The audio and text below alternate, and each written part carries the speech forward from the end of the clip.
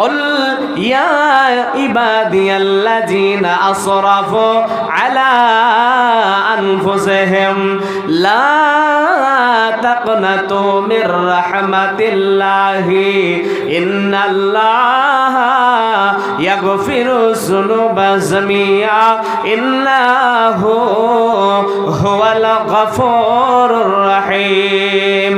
আল্লাহ বলেন, নবী গো আপনি বলে দিন, কুল ইয়া ইবাদিয়াল্লাযীনা আসরাফু, আমার বান্দাদেরকে বলে দিন যারা নিজেদের উপরে জুলুম করেছে, নিজেদের উপরে অত্যাচার করেছে, যারা গুনাহ করেছে, আপনি তাদেরকে বলে দিন তারা যেন গুনাহ করার পরে আমার রহম থেকে নিজেদেরকে নিরাশ মনে না করে, তারা যেন নৈরাশ না হয়ে যায়। তাদেরকে আপনি বলে দিন আমি আল্লাহ তাদের গুনাহগুলোকে ক্ষমা করব, নিশ্চয় আমি আল্লাহ গুনাহকে ক্ষমা করতে ভালোবাসি। বলা যাবে না সুবহানাল্লাহ? আহলে হাদিসের মজলিস তো এই কারণে বারে বারে সুবহানাল্লাহ বলতে বলা হচ্ছে যে আমাদের হানাফি ভাইদের সব গুণ খারাপ না, সুবহানাল্লাহ আলহামদুলিল্লাহ বলতে তারাই ফার্স্ট। শোনেন সুবহানাল্লাহর মর্যাদা শুনে নেন। নিচে দেখেন মাটি দেখা যাবে, নিচে কি দেখা যাবে? মাটি। উপরে কি দেখা যাবে? আকাশ। এখন মাটি থেকে আকাশের দূরত্ব কতটুকু যে পৃথিবীর কোনো বিজ্ঞানী বলতে পারে নাই। তবে আমার নবী বলেছেন মাটি থেকে আসমান পর্যন্ত যত দূরত্ব, যদি আপনি একবার সুবহানাল্লাহ বলেন তাহলে আল্লাহ পুরোটা নেকি দিয়ে ভরিয়ে দেবেন। বলেন সুবহানাল্লাহ। তাহলে বলছিলাম আল্লাযী আসরাফু আলা আনফুসিহিম, আল্লাহ বলছেন এই আয়াতের তাফসীরে ইবনে কাসিরে লেখা আছে যাবতীয় গুনাহ, যাবতীয় অন্যায়, যাবতীয় ভুল আমরা করার পর যেন নিরাশ না হয়ে যাই। আল্লাহ বলছেন আমি তাদেরকে ক্ষমা করব, তবে আমার কাছে তাওবা করতে হবে। নবী আমার বলেন বিসমিল্লাহির রহমানির রহিম। আন আবু যার গিফারি রাদিয়াল্লাহু তাআলা আনহু ক্বালা রাসূলুল্লাহি সাল্লাল্লাহু আলাইহি ওয়াসাল্লাম বিমা রাআনিল্লাহি তাবারাক ওয়া তাআলা আন্নাহু ক্বাল ইয়া ইবাদি ইন্নী হারামতুজ জুলুমা আলা নাফসিহি ওয়া জাআলতু বাইনাকুম মুহাররামান ফালা তাযালামু। এ নবীর উম্মতের দল, আল্লাহর গোলামেরা ভালো করে শ্রবণ করে নেন। আবু যার গিফারি রাদিয়াল্লাহু তাআলা আনহু বলেন আল্লাহর নবী বলেছেন, মহান আল্লাহ বলেন ইয়া ইবাদি, ওরে আমার বান্দারা, ওরে আমার বান্দারা শোনো, ইন্নী হারামতুজ জুলুমা আলা নাফসিহি, আল্লাহ বলেন বান্দারে আমি জুলুম করাটাকে আমার জন্য হারাম করে নিয়েছি। আমি কারো প্রতি জুলুম করি না, কারো প্রতি অন্যায় করি না। ওয়া জাআলতু বাইনাকুম মুহাররামান, আর জুলুমটাকে তোমাদের জন্য হারাম করে দিয়েছি।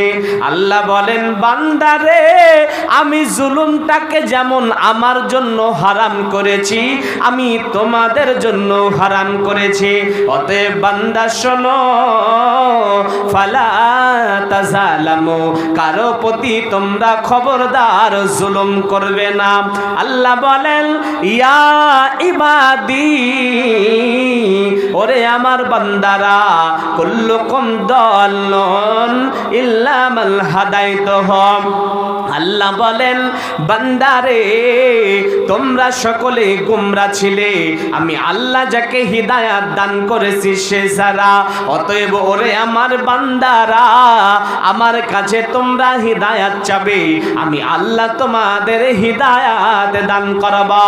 এরপরে আমার আল্লাহ বলেন ইয়া ইবাদি কুল্লুকুম জাইউন, ওরে আমার বান্দারা তোমরা সকলে ক্ষুধার্ত ছিলে, আমি আল্লাহ যাকে খাদ্য দান করেছি সে ছাড়া।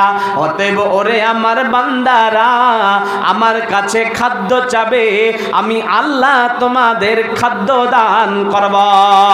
এরপরে আমার আল্লাহ বলেন ইয়া ইবাদি, ওরে আমার বান্দারা কুল্লুকুম আরিন ইল্লা মান কাসাইতুহু ফাস্তাকসুনি আকসুকুম। আল্লাহ বলেন তোমরা সকলে উলঙ্গ ছিলে, আমি আল্লাহ যাকে পোশাক দান করেছি সে ছাড়া।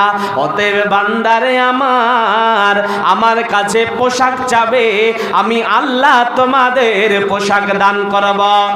এরপরে আমার আল্লাহ বলেন ওরে চক সুবদিপুরের ভাইরা মায়েরা বোনেরা আল্লাহর বান্দারা শোনেন, আল্লাহ বলেন ইয়া ইবাদি, ওরে আমার বান্দারা ইন্নাকুম তুখদিউনা বিল্লাইলি ওয়ান নাহারি ওয়া আনা আগফিরুজ যুনুবা জামিয়া ফাস্তাগফিরুনি আগফির লাকুম।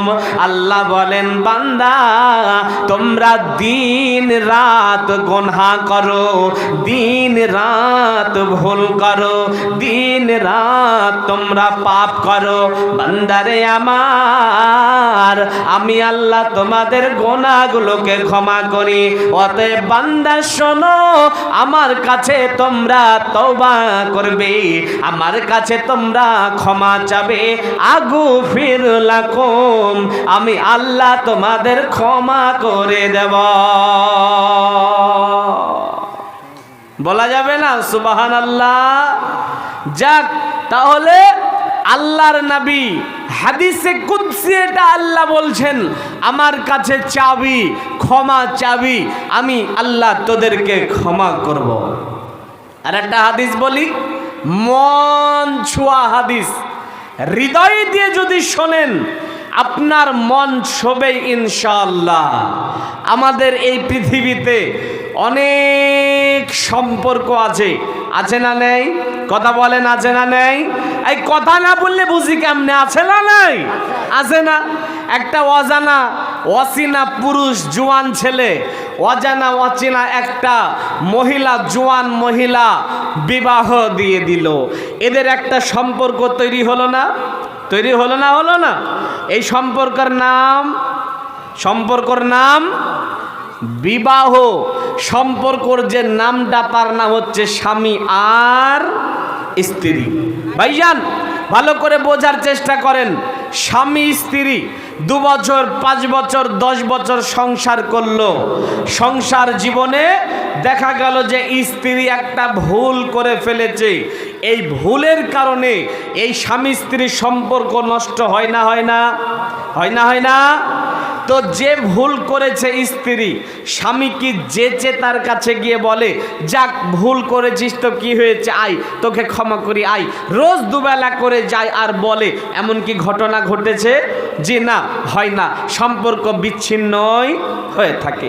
বাপ বেটার সম্পর্ক নষ্ট হয়ে যায়, বিজনেস পার্টনার সম্পর্ক নষ্ট হয়ে যায়, সহকর্মী সম্পর্ক নষ্ট হয়ে যায়, পড়োশী সম্পর্ক নষ্ট হয়ে যায়। কিন্তু যে দোষ করেছে, যার কাছে দোষ করেছে, সে কোনোদিন মানে যার কাছে দোষ করেছে দোষীর কাছে গিয়ে বলে না যাক আমি ক্ষমা করব, একটু আমাকে বল, এমন কিন্তু করে না। কিন্তু বন্ধু আমার, যার হাতে আপনার জান রয়েছে, এ নবীর উম্মতের দল, আল্লাহর গোলামেরা ভালো করে শোনেন, যার হাতে আপনার রিজিক, যার হাতে আপনার মাআদ, কঠিন হাসরের ময়দানের যিনি মালিক, জান্নাত জাহান্নাম যার মালিক, তিনি হলেন আমার আল্লাহ। যদি আপনি আমার আল্লাহর কাছে ভুল করেন, অন্যায় করেন, পাপ করেন, তো আমার আল্লাহ কি করেন শোনেন।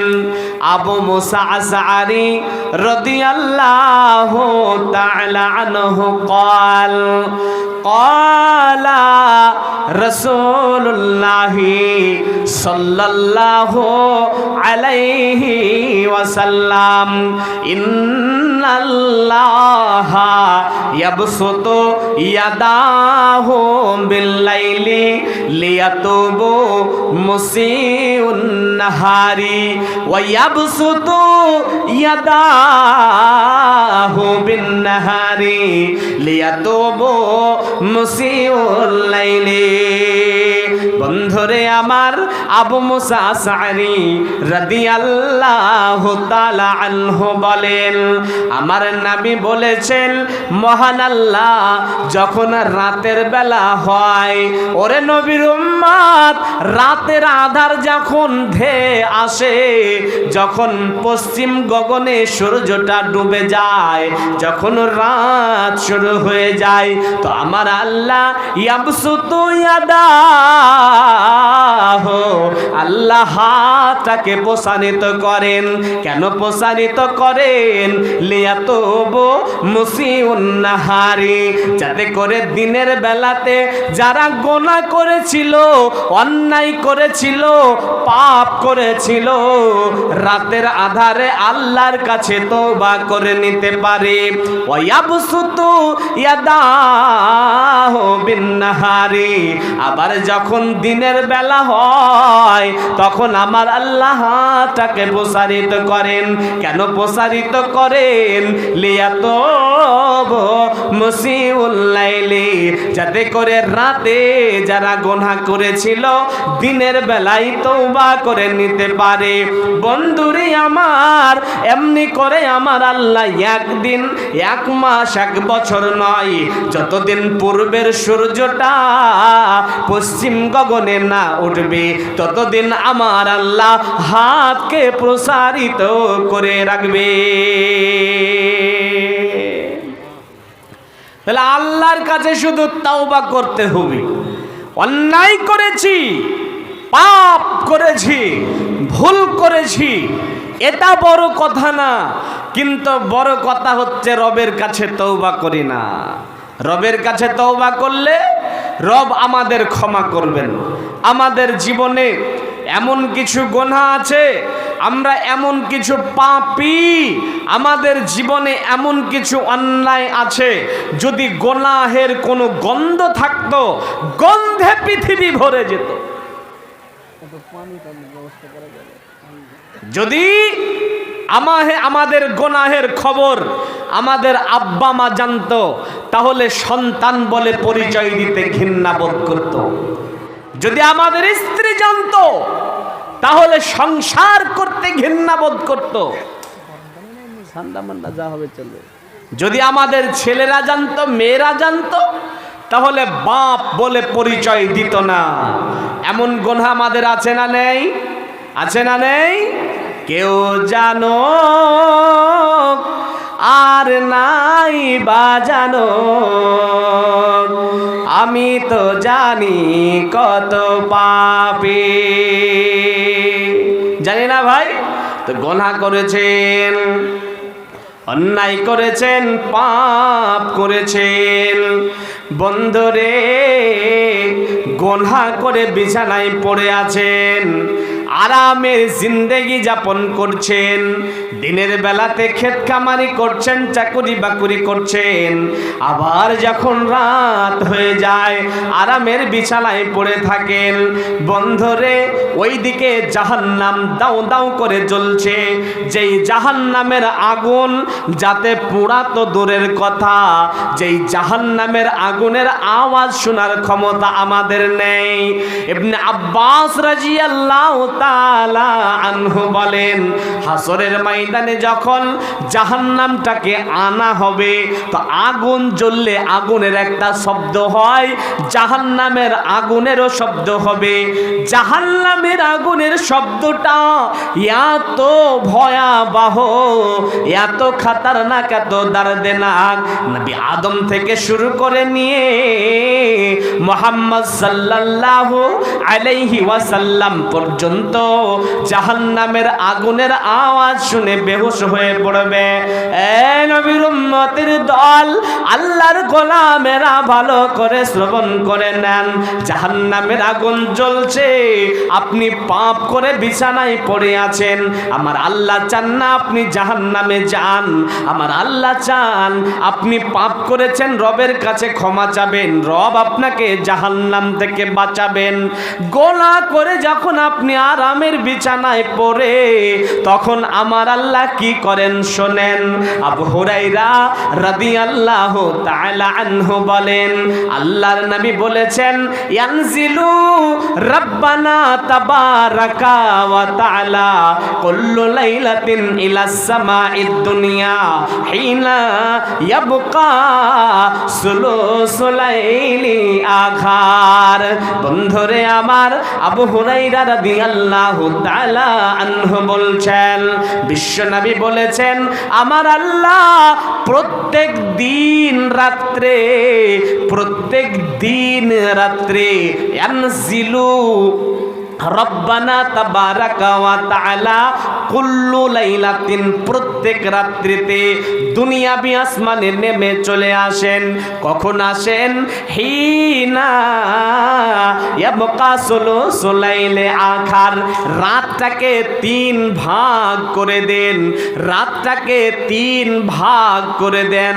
2 ভাগ যখন চলে গেল, 3 ভাগ যখন শুরু হলো, এই শুরুর অংশে আমার আল্লাহ দুনিয়াবি আসমানে নেমে চলে আসেন। আসার পরে বলেন, মাইয়াদুনি আস্তাজিবা লাহু, কে আছো রে আমাকে ডাকবে, আমি তার ডাকে সাড়া দেব। মাইয়াদুনি, আল্লাহ বলেন, কে আছো রে আমার কাছে চাবে, সাহায্য চাবে, আমি তাকে সাহায্য করব।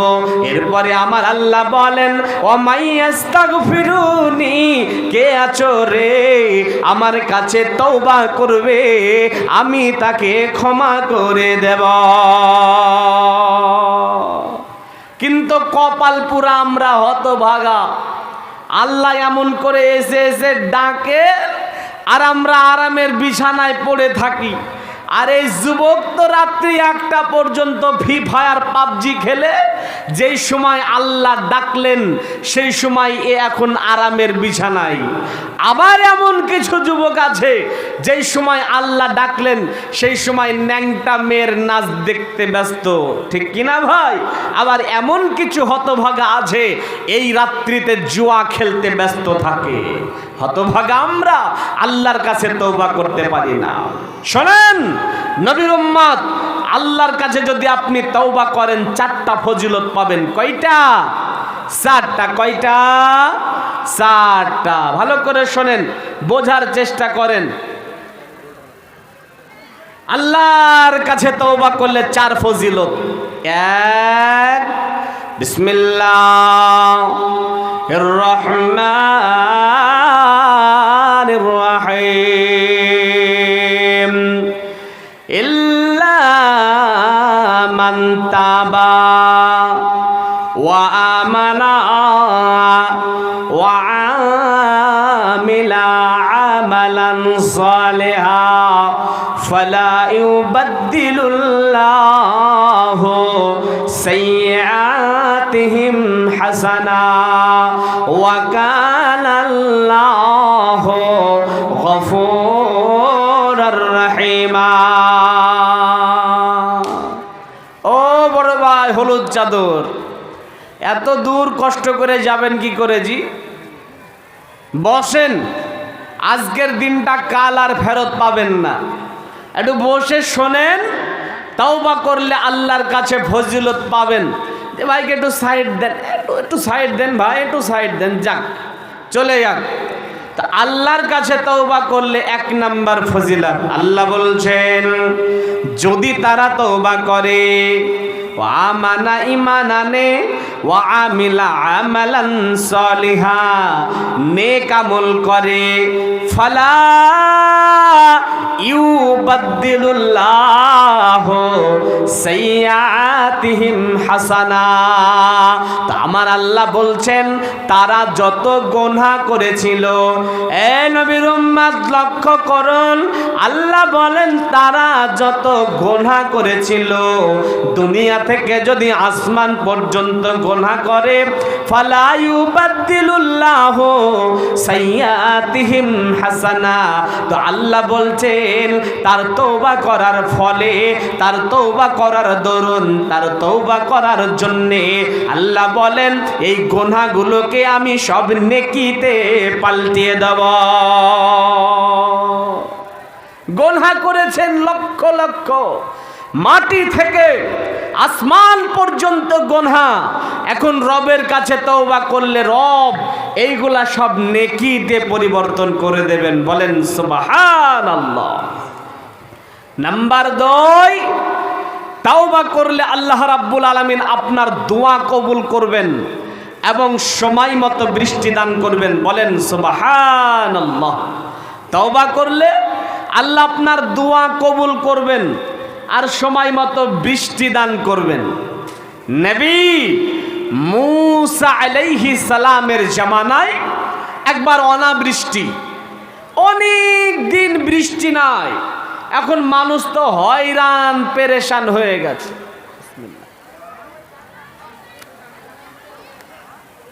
বৃষ্টি নেই তো সব কম মিলে মূসা আলাইহিস সালামের দরবারে উপস্থিত। মূসা আলাইহিস সালামকে বলছেন কালিমুল্লাহ, আল্লাহকে বলুন না আল্লাহ আমাদের একটু বৃষ্টি দান করবে। হযরতে মূসা আলাইহিস সালাম চলে গেলেন ফাঁকা মাটি, 1000, 2000, 3000 নয়, 70,000 মানুষ সঙ্গে নিয়ে কোথায় গেলেন? মাঠে চলে গেলেন। যাওয়ার পরে মূসা আলাইহিস সালাম আল্লাহর কাছে দোয়া করতে লাগলেন।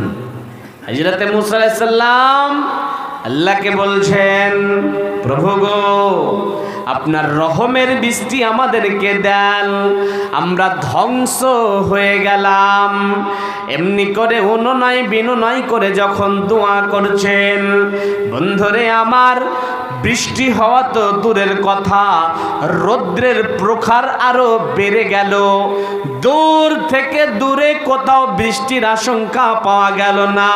হযরতে মূসা আলাইহিস সালাম আল্লাহকে বললেন, দয়ার আল্লাহ আপনার কাছে বৃষ্টি চাচ্ছি, আপনি বৃষ্টির পরিবর্তে রোদের প্রখর আরো বাড়িয়ে দিচ্ছেন, আপনি বৃষ্টি দান করছেন না। সঙ্গে সঙ্গে ওহী অবতীর্ণ হয়ে গেল।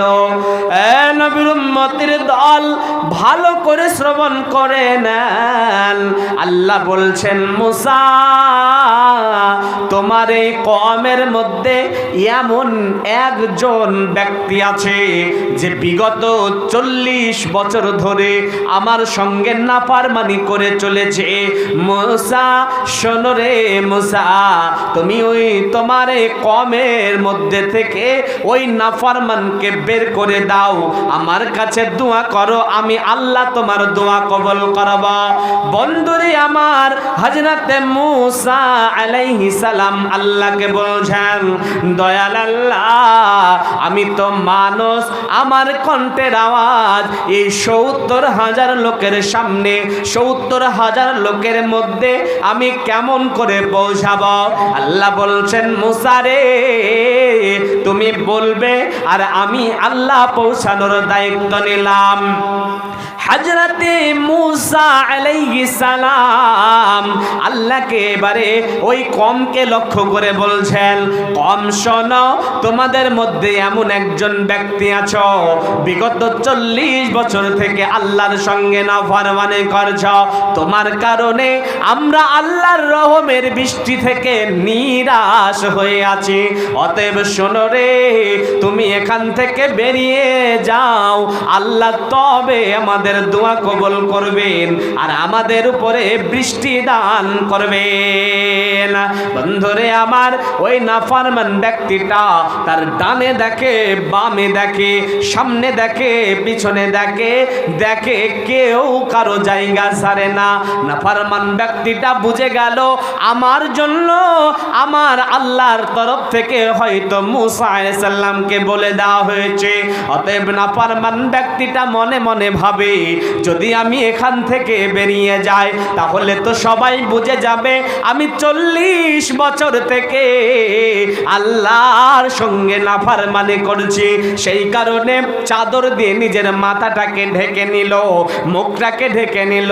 নেওয়ার পরে আল্লাহকে বলে, ও দয়াল আল্লাহ, আল্লাহ বিগত 40 বছর থেকে তোমার সঙ্গে নাফরমানি করছি, তুমি আমাকে অপমান করো না।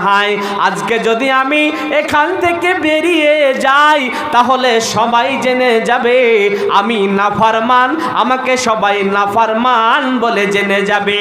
অতএব ও দয়াল আল্লাহ, আমি তোমার কাছে তওবা করছি, আমি 40 বছর থেকে নাফরমানি করে তুমি আমাকে লজ্জিত করনি, অপমানিত করনি, আজকেও অপমানিত করো না। আমি তোমাকে বলছি আমি কোনোদিন তোমার সঙ্গে নাফরমান করব না। বন্ধুরে আমার, নাফরমান বান্দাটা চাদরের মধ্যে আছে, বৃষ্টি আরম্ভ হয়ে গেছে। হযরতে মূসা আলাইহিস সালাম আল্লাহকে বলছেন, দয়াল আল্লাহ, নাফরমান এখনো বেরাই নাই, আপনি বৃষ্টি শুরু করে দিলেন। তখন আমার আল্লাহ বলেন, মূসা রে, শুনে নাও, শুনে নাও, শুনে নাও, আমি যার কারণে বৃষ্টি বন্ধ করেছিলাম আজকে তারই কারণে বৃষ্টি দিলাম। অতএব বন্ধুরে আমার, আল্লাহর কাছে তওবা করলে আল্লাহ আপনার দোয়া কবুল করবেন এবং সময় মতো বৃষ্টি দান করবেন। আল্লাহর কাছে তওবা করতে হবে।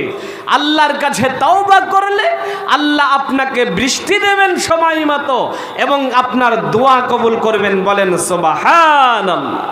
শুধু দোয়া করেন আমরা, কিন্তু আমরা তওবা করি না, শুধু গোয়াই করে যাই আল্লাহ দোয়া কবুল করবেন। আগে তওবা করতে হবে নিয়মিত, তারপরে আল্লাহর কাছে তওবা করতে হবে। আল্লাহ আপনার দোয়াও কবুল করবেন, আল্লাহ আপনাকে সময় মতো বৃষ্টিও দেবেন। এটা ছিল 2 নাম্বার আল্লাহর কাছে তওবা করার ফজিলত। এবারে 3 নাম্বারটা শোনেন। এই আল্লাহর গোলামেরা, এদিকে লক্ষ্য করেন। 3 নাম্বার, আপনি যদি আল্লাহর কাছে তওবা করেন তাহলে আল্লাহ আপনার উপরে সীমাহীন খুশি হয়ে যান। বলেন সুবহানাল্লাহ। এই চকশুদ্ধপুরের এলাকার মানুষ, আপনি এই বালির মধ্যে, মাঠের মধ্যে, এই আপনার মরুভূমির মতো জায়গাতে বসবাস করেন, আর আল্লাহ রাব্বুল আলামিন ওইখান থেকে আপনার পরে সীমাহীন খুশি হয়ে যাবেন যদি আপনি রবের কাছে দোয়া করেন, তওবা করেন। বন্ধু, আল্লাহর কাছে তওবা করলে আল্লাহ কতটা খুশি হন বিশ্বনবী এর উদাহরণ দিতে গিয়ে বলছেন। এদিকে আমার দিকে দেখেন, আমার দিকে দেখেন। বিশ্বনবী বলছেন, কোনো একজন ব্যক্তি সাওয়ারি নিয়ে মরুভূমিতে সফর করতে লাগলো। এবারে যেতে যেতে যেতে যেতে যেতে তার হাত থেকে সাওয়ারিটা ছুটে গেল। যখন সাওয়ারি ছুটে গেছে, সাওয়ারির উপরে খাদ্য আছে, পানি আছে, সব আছে, বেচারা নিরাশ। নিরাশ, কোথায় যাবে, কি খেয়ে বাঁচবে? খাদ্য নেই, পানি নেই, সাওয়ারি নেই, বাঁচার কোনো উপায় নেই। এখন কি করলো? নিরাশ হয়ে যাওয়ার পরে একটা গাছের তলাতে গিয়ে শুয়ে পড়লো। চোখটা এঁটে গেছে, চোখটা খুলে দেখে সাওয়ারি তার সামনে দাঁড়িয়ে। আসসালামু আলাইকুম। একটা বাচ্চা ছেলে স্টেজে জমা আছে, কার ছেলে হারাচ্ছে?